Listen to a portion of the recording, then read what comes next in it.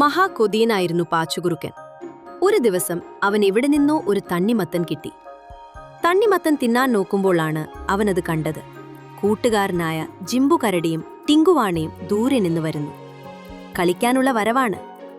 തണ്ണിമത്തൻ എവിടെയെങ്കിലും ഒളിപ്പിച്ചു വെക്കാം, അല്ലെങ്കിൽ അവർക്കും കൊടുക്കേണ്ടി വരും.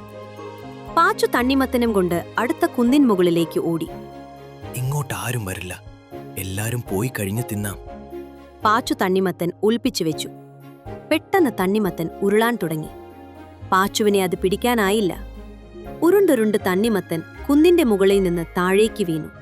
അത് പല കഷ്ണങ്ങളായി ചിതറി. ആർക്കും കൊടുക്കാതെ ഒളിപ്പിച്ചു വെക്കാൻ പോയതാ കുഴപ്പമായത്. പാച്ചു സങ്കടത്തോടെ ഓർത്തു. തന്റെ കൊതിയാണ് എല്ലാറ്റിനും കാരണമെന്ന് മനസ്സിലായി. നിങ്ങൾക്ക് ഈ കഥ ഇഷ്ടപ്പെട്ടെങ്കിൽ അപ്പോസിന്റെ ചാനൽ സബ്സ്ക്രൈബ് ചെയ്യണേ.